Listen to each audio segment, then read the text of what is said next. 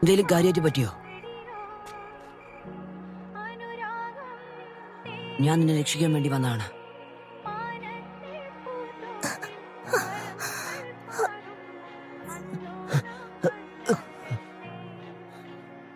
ഇനിയൊന്നും പേടിക്കാനില്ല.